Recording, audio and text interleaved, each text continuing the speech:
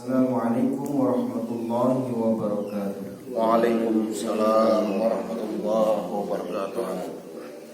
Hamdan syukran lillah, la hawla wa la quwata illa billah. Asyhadu an la ilaha illallah wahdahu la syarika lah, wa asyhadu anna Muhammadan abduhu wa rasuluh. Allahumma salli ala sayyidina Muhammadin wa ala alihi wa ashabihi wa man tabi'ahum bi ihsanin ila yaumiddin, amma ba'd. Qala Allah ta'ala fil Qur'anil Karim, a'udzu billahi minasy syaithanir rajim, bismillahirrahmanirrahim. Ya ayyuhalladzina amanu taqullaha haqqa tuqatih wa la tamutunna illa wa antum muslimun.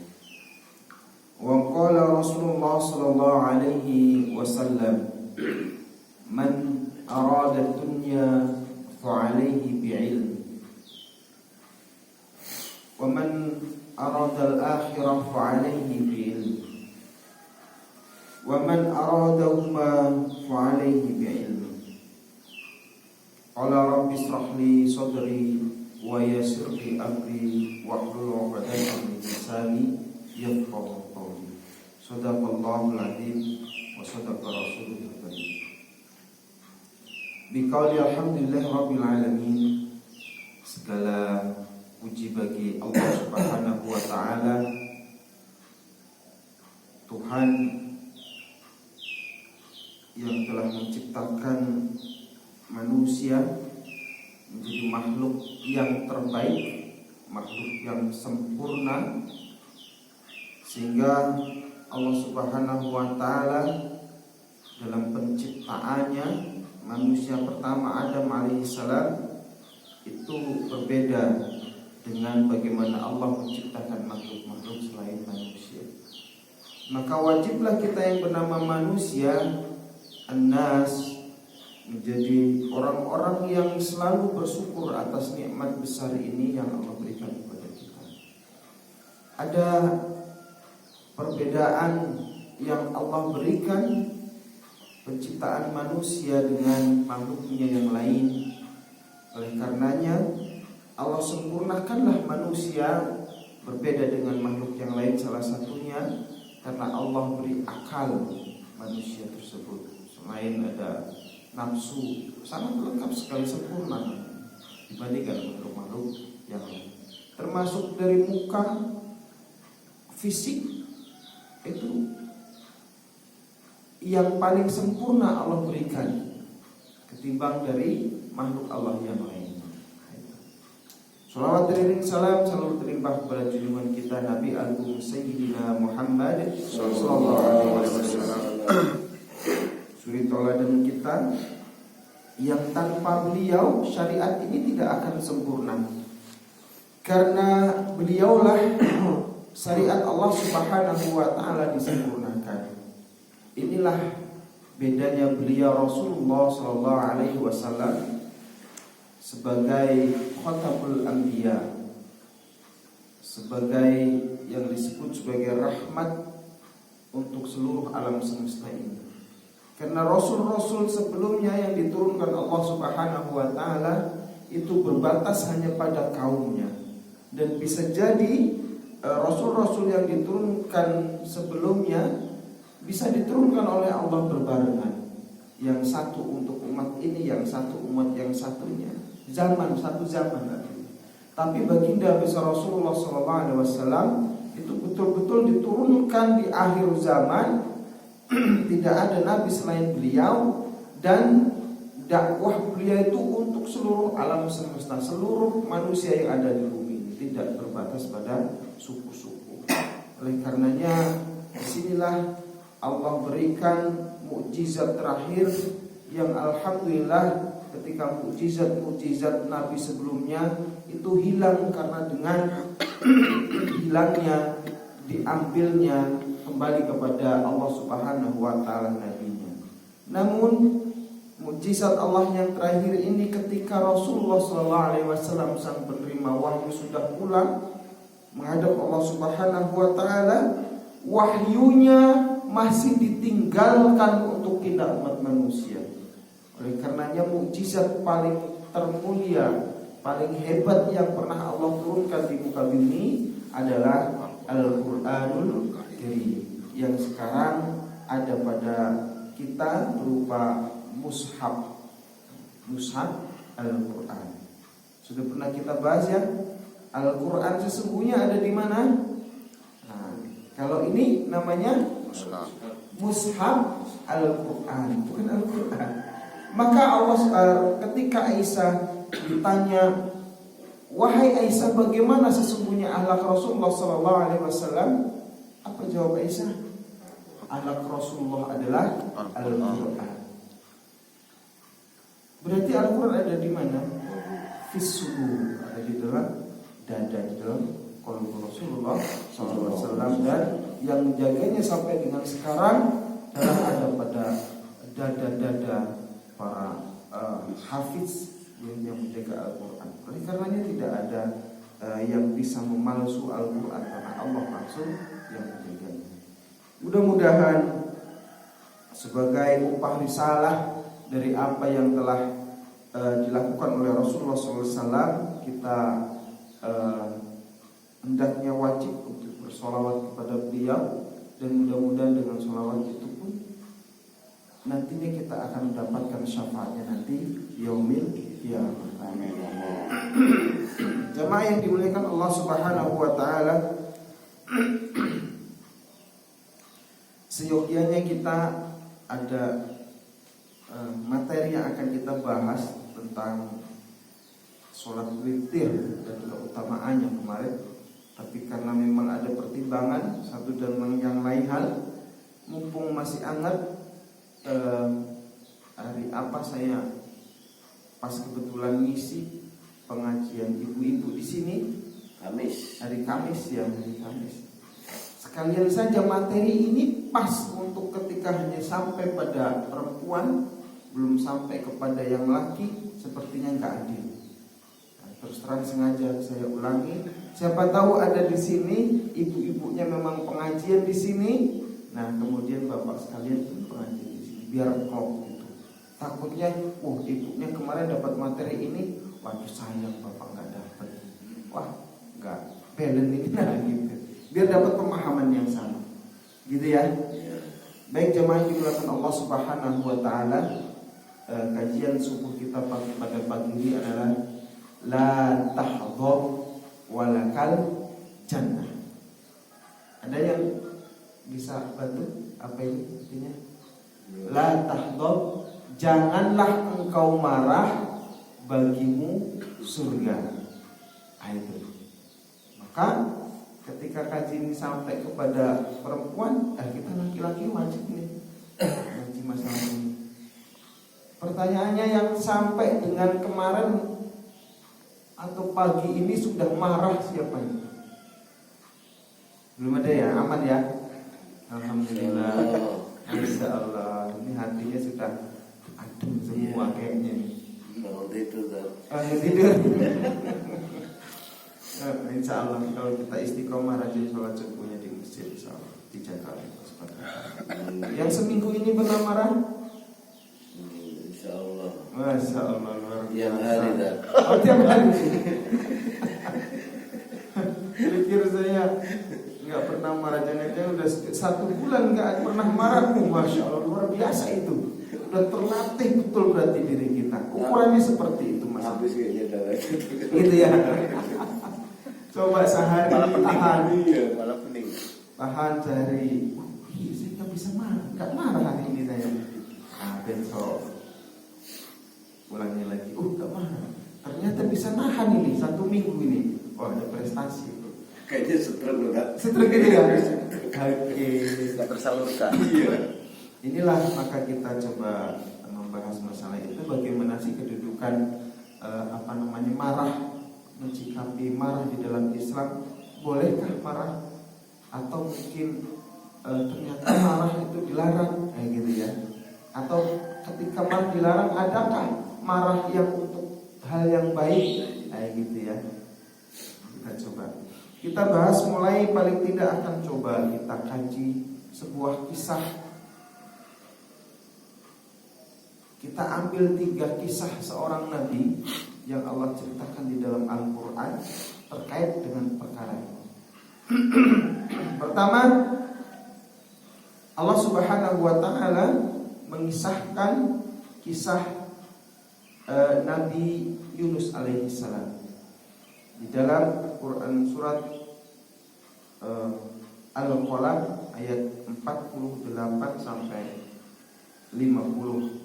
Allah Subhanahu wa Ta'ala berfirman, "Fasbir li hukmi rabbika wa la takun ka sahibil hut idh nada wa huwa makdum laula an tadarakahu ni'matun min rabbi lanubidha bil ara'i wa huwa madmum fastabahu rabbuhu faja'alahu minas salihin."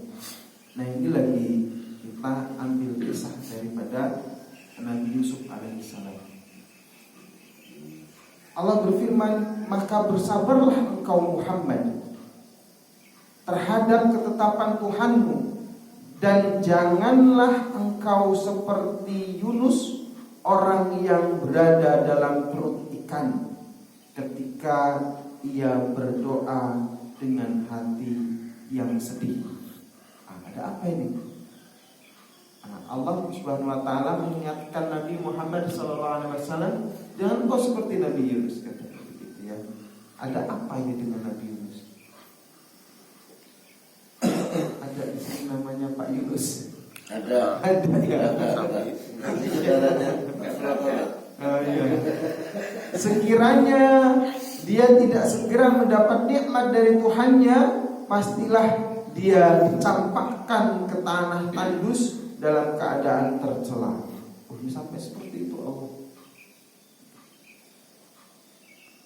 Lalu Tuhannya memilihnya dan menjadikannya termasuk orang yang soleh. Maka ketika Nabi Yunus ini hampir saja bahasanya di blacklist sama Allah. Nah, untuk ada kalimat yang Nabi Yunus ucapkan ketika berada di dalam perut ikan, apa yang diucapkan? Apa? La ilaha illa anta subhanaka inni kuntu minadz zalimin. La ilaha illa anta, tidak ada Tuhan selain Engkau ya Allah. Subhanaka, maha suci Engkau ya Allah. Inni kuntum minadz zalimin, sesungguhnya aku sudah berbuat zalim terhadap diriku sendiri. Nabi Yunus berbuat zalim pada diri sendiri. Apa kesalahan yang dilakukan Nabi Yunus? Nah, ini berkaitan dengan materi kita terkait masalah marah. Nabi Yunus pernah marah, ditegur oleh Allah dengan teguran dimakan sama perut ikan. Jamaah yang dimuliakan Allah Subhanahu wa Ta'ala, kisahnya bahwa Nabi Yunus alaihi salam atau nabi yang dikenal di dalam Al-Qur'an dengan nabi dengan gelar sebutan Zunnun. Zunnun, nabi yang berada di dalam perut ikan Nun. Nah, itu yang dimaksud adalah Nabi Yunus. Ada beliau berdakwah pada kaum Nainui. Kaumnya namanya Nainui, berada di daerah sekitar Irak. Katanya seperti itu penjelasannya, di daerah Irak. Nah, beliau mendakwahi kaum Nainui yang saat itu memang sangat rusak sekali sudah akidahnya. Yang disembah adalah berhala, menyembah berhala. Allah sudah diduakan. Banyak sekali orang yang berbuat syirik yang dilakukan oleh kaum Nainui. Maka Nabi Yunus alaihissalam diturunkan kepada kaum Nainui itu untuk kembali lagi kepada Allah Subhanahu wa Ta'ala, untuk kembali menyembah Allah Subhanahu wa Ta'ala. Berkali-kali, bertahun-tahun dia dakwahkan seperti itu, tapi tidak bergeming. Kaumnya tetap menyembah berhala. nggak mau dengar omongan Nabi Yunus. Itu tadi, kira-kira Mas Andi kalau ngasih tahu ke anaknya misalnya, sudah waktunya sholat masih mainan terus sekali. Lihat lagi, belum lihat juga. Sholat sudah siang, belum sholat juga. Apa Mas Andi kira-kira? Mulai keluar ya. Keluar dengan bahasa atau mungkin nada lebih tinggi gitu ya. Akhirnya baru dia mau sholat. Ini begitu. Begitu pula Nabi Yunus alaihissalam, karena saking sudah ini akhirnya kesel Nabi Yunus alaihissalam. Sudahlah, bahasa kita kemudian, saya sudah sampaikan yang hak, apa yang diperintahkan oleh Allah Subhanahu wa taala. Ini perkara yang hak, ini perkara batin. Kok kamu gak mau ngikutin yang hak? Tinggal pergi saja, motong ceritanya. Apa? Singut ya, singut. Nabi Yunus akhirnya meninggalkan kaumnya, meninggalkan kaum Nainui. Kemudian beliau naik kapal meninggalkan kaum Nainui tersebut. Padahal Allah Subhanahu wa taala belum memerintahkan. Nah di situ maka disinilah dimulai skenario Allah Subhanahu wa taala. Di tengah-tengah kapal, di tengah-tengah lautan, ya, di dalam kapal tersebut ternyata terus kemudian over capacity, penumpangnya over, kebanyakan penumpang. Nah kemudian karena memang takut daripada kapal ini tenggelam, maka kemudian seisi kapal itu berencana untuk mengundi. Salah satu orang yang ada di dalam kapal ini harus turun. Turun kemana? Laut. Di tengah lautan. Nah akhirnya kemudian sepakatlah semua isi orang yang ada di dalam kapal diundi itu, melakukan undian. Siapa yang namanya keluar, maka dialah yang dijeburkan ke laut, dibuang ke laut. Apa yang terjadi? Diundi pertama, keluarlah nama. Siapa yang keluar? Yunus. Wah, Nabi Yunus ini. Orang-orang seisi kapal di situ enggak apa namanya ya. Waduh, ini malah Nabi yang muncul namanya. Enggak mungkin kita mau buang Nabi ke laut ini. Nah gimana nanti? Gitu kan. Akhirnya enggak, ini mungkin kesalahan ini. Kita undi lagi, ambil lagi satu. Siapa yang keluar? Yunus lagi. Masya Allah, Nabi Yunus lagi. Sudah gelisah umat di situ di dalam kapal. Masukin lagi karena saking jangan yang keluar Nabi Yunus gitu ya. Tapi ternyata setelah diundi lagi, keluar lagi masih namanya masih Yunus lagi. Berkesimpulanlah akhirnya Nabi Yunus dibuang dari kapal, dimasukkan ke laut. Nah, ketika masuk ke laut, skenario Allah Subhanahu wa taala didatangkanlah ikan Nuh yang kemudian memakan Nabi Yunus alaihissalam. Dimakanlah Nabi Yunus alaihissalam. Nah, kemudian dikisahkan Nabi Yunus berada di perut ikan Nuh selama berapa malam, berapa hari? 40 hari. 40 hari, 40 malam di dalam kegelapan.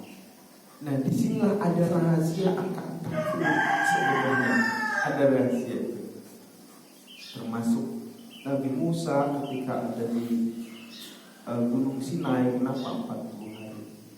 Kemudian Nabi Muhammad SAW ketika bertafakur di Gua Hiro, begitu juga kenapa kawan-kawan kita, kawan-kawan dakwah kita itu kalau bisa 40 hari ada alasannya itu, gitu ya. Baik jemaah yang dimuliakan Allah Subhanahu wa taala, kemudian Nabi Yunus alaihi salam disitulah baru sadar bahwa dia sudah zalim. Dia sudah melakukan kesalahan karena meninggalkan umatnya. Maka dia lakukanlah istighfar dengan istighfarnya Nabi Yunus itu. La ilaha illa anta subhanaka inni kuntu minadz dzalimin. Artinya marah itu merupakan sebuah kezaliman. Nah, kezaliman bagi diri yang marah. Maka ketika kita sedang marah, lakukan hal yang sama apa yang sudah diajarkan oleh Nabi Yunus alaihi salam. Sadari, la ilaha illa anta subhanaka inni kuntu minadz dzalimin. Ya Allah, aku sudah marah ini. Saya sudah berbuat zalim pada diri saya sendiri. Nah, begitu ya, rahasianya di situ. Kemudian, kenapa hal ini penting untuk kita sampaikan? Karena Rasulullah SAW sendiri pernah bersabda dalam salah satu hadis, dikatakan qala Rasulullah sallallahu alaihi wasallam laisya syadid bisyura'an innama syadid alladhi yamliku nafsah indal qadar. Kata Nabi, yang dinamakan orang hebat itu, yang dinamakan pendekar itu bukanlah orang yang banyak mengalahkan musuhnya dengan kekuatannya. Orang yang hebat itu bukanlah orang yang memenangkan perdebatannya karena dia hebat dengan kecerdasannya, gitu ya. Namun orang yang hebat, yang namanya pendekar itu adalah orang yang bisa menahan dirinya ketika sedang marah. Nah, ini rahasianya. Jadi orang hebat itu, orang pendekar itu bukan yang banyak mengalahkan musuh-musuhnya dengan apa saja, dengan kehebatan dia. Kalau hebat fisiknya mungkin dengan kekuatan tangannya. Kalau hebat akalnya dengan perdebatan memenangkan sangat gagah sekali saya ini. Karena saya yang begitu. Ini sesungguhnya bagian dari apa yang dikatakan oleh Rasulullah SAW. Bukan itu orang yang hebat itu memenangkan perdebatan, memenangkan pertarungan, memenangkan apa saja. Karena sesungguhnya orang yang hebat itu tadi bisa menahan dirinya ketika sedang marah.